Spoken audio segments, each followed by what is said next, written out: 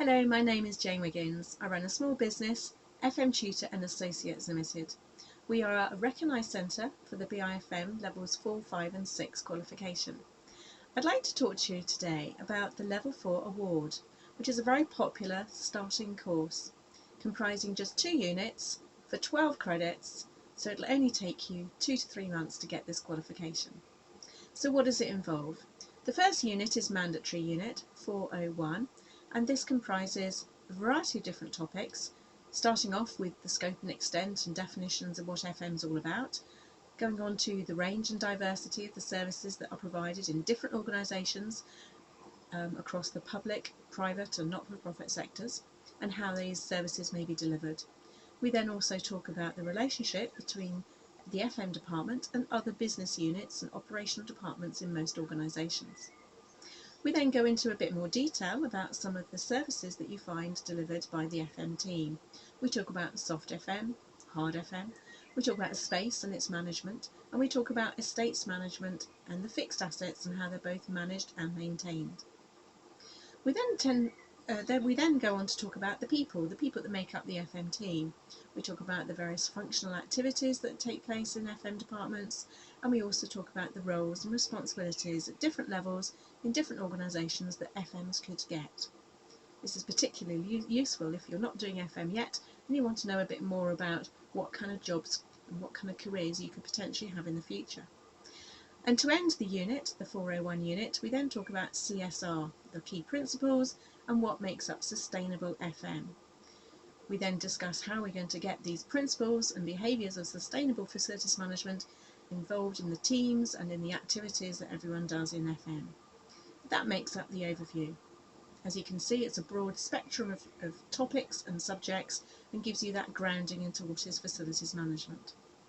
So the other unit that FM Tutor and Associates have decided to put alongside this one to make it a good all-rounded qualification is the soft FM unit, the one that's called Understanding Support Services, unit reference number 404. This is another 6-credit unit and it involves various topics within it. The reason we choose it is that even if you've not actually delivered full FM yet, you will have received some of these services, so you will have benefited from others who've been delivering soft FM, whether it's cleaning, catering, security, front of house, reception and so on. We've all received these services in buildings we've visited or buildings we've worked in, and so it's the one that we feel that is most appropriate for those entering our profession as a manager or as a junior manager to get their Level 4 award. So let me tell you a little bit more about what's involved in this unit. First of all, we talk about the range and diversity of services, soft FM services that is, that could be provided in many different organisations, from the cleaning, catering, security and so on, and why is there such a range and why are there so many differences between different organisations. Why do some organisations only provide cleaning and catering and others provide the full range of hundreds of different types of soft FM activities. We then talk about the different ways those can be delivered, whether it's in-house, outsourced and so on. We talk about the cost effectiveness of those options, and we then study and discuss the preferred way of doing it in your organisation or in a fictitious case study scenario and how that relates to the overall FM strategy of that client or that employer. Most importantly, in service management, we need to actually know what our customers really want of us rather than just thinking we know what they need. So we talk about the ways in which we could identify and meet the customer's expectations. What kind of things do they want? Do they need a vending machine or do they need a full service a la carte fine dining a waitress service restaurant? So we talk about how do we find out what the customer needs, and then we discuss ways of monitoring, measuring and reviewing those services to make sure they meet the customer's expectations. Now, because soft FM involves many people at different levels doing a huge variety of different tasks, some of which could be very routine, some of which could be potentially dangerous if you don't follow the safe systems of work, we talk about the health and safety implications of the range of soft FM services and how you'd go about to try and make sure that they are compliant and how you'd manage the contractors and the in-house team to deliver those services safely. We then also go into a bit more detail about the facilities manager's role, which could be you or your line manager. How do you make sure that those services are done in a compliant way How do you set a good example? How you could be a role model? And how do you make sure with your activities as a manager or as a team leader that everyone under your control is doing the right thing?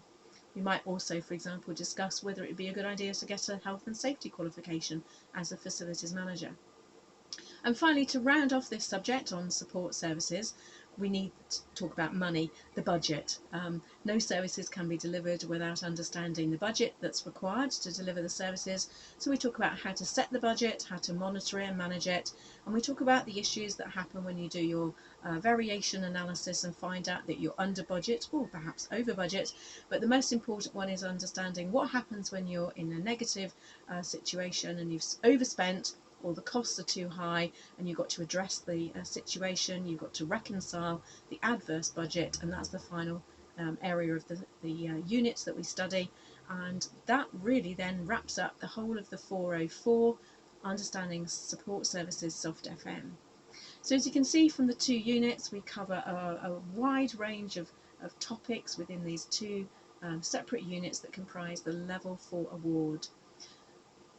We expect learners to complete this within about 2 to 3 months. Obviously it depends on your personal situation as to how much time you've got to write up your reports and show the evidence required for the various assessment criteria. Once you've got your Level 4 award, you have a decision to make. You might be comfortable to stay at that level and at that qualification, or you might find that actually you've got the bug and you want to study more. So you've got 2 choices. You can continue at Level 4 and top up to do the certificate or the diploma, or if you want to stretch yourself a bit more, you might want to then progress to the Level 5 certificate or diploma. Remember, you can carry through 6 credits from the Level 4 award to make the Level 5 easier, and obviously it doesn't take so much time either. So that's how we comprise and that's how we make up our Level 4 award. So I do hope this little video clip has explained how we run our courses, explained the content of the Level 4 award, and hopefully that's given you an idea of what to expect in the studies and helps you to make a decision as to whether that would be a good entry qualification for you. If you'd like to speak to me in more detail, if you'd like to send your CV so I can check whether the Level 4 award is indeed the one for you, please do so. The contact details will be coming up next. And if you'd like to meet me personally, I go to lots of BIFM and other FM industry events in the south of England. I also travel further afield as well, and I'm more than happy to meet up with you and discuss in more detail how the Level 4 award could be the right course for you. Thank you very much for watching, and thank you for your attention.